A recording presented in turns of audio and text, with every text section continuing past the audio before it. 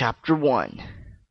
Thin mist swirled around the port of Nichikami no Kawa, a small outpost on the banks of the Nagaka River, shrouding the entry of a thin, cloaked man who seemed to step forth from thin air.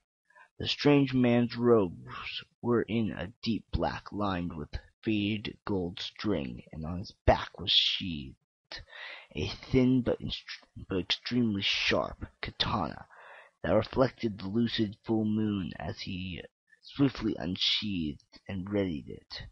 The person then proceeded to take down his hood, revealed that he was in fact just an adolescent boy who looked around 15 years of age, then cracked a smile as his youthful face shined in the raw moonlight.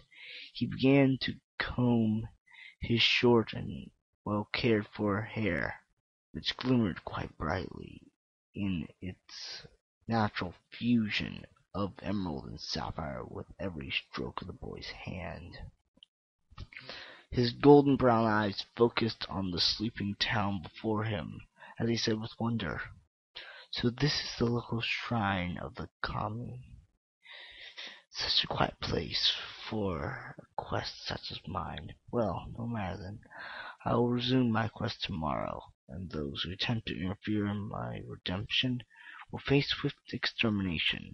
However, as he finished his monologue, he noticed a young girl about his age being pursued by a duo of drunk men who left the port of corsairs. Instinctively, he stealthily made his way to the drunken fools as they were about to corner the poor girl, and sneered in annoyance, "By the swift Orochikawa, I shall defeat you, vermin of the seas!"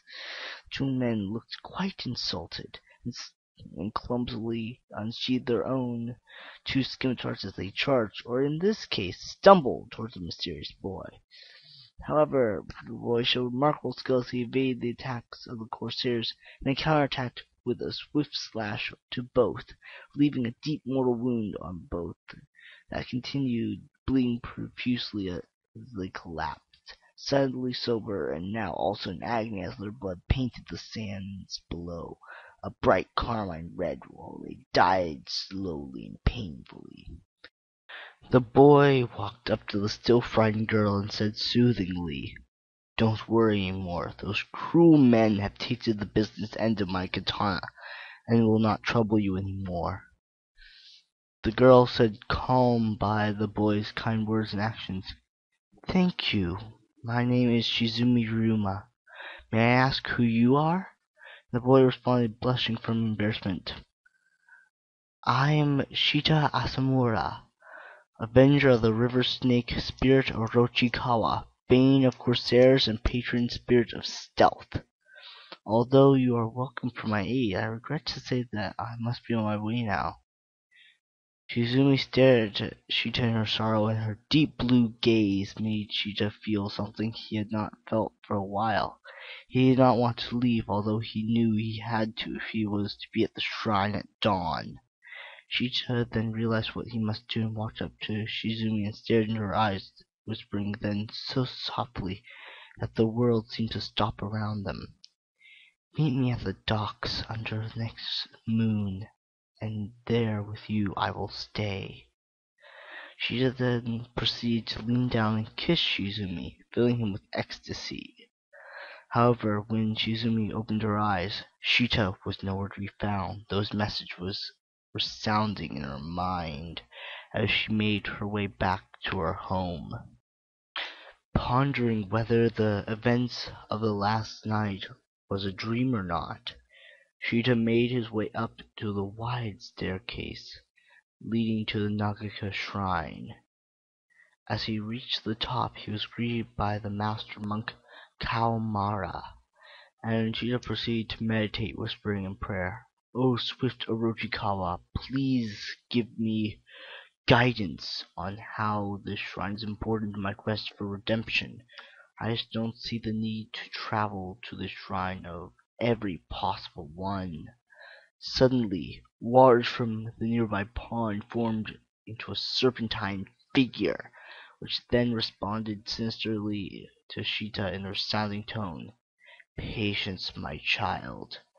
Let me tell you why I brought you here. A young noble girl by the name of Shizumi Ryuma, who I know you have met, seems to be in deep peril.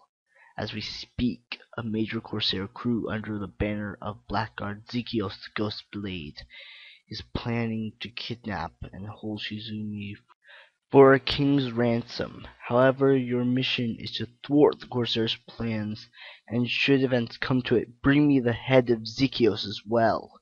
As for now, I suggest you alert the Ryumas of the impending assault on their daughter's security, which, as you saw last night, is not well staffed enough. Sheeta nodded in understanding, despite still being confused about his deity's sudden appearance before him. However, he knew what he must do and made his way to the ward of House Ryuma.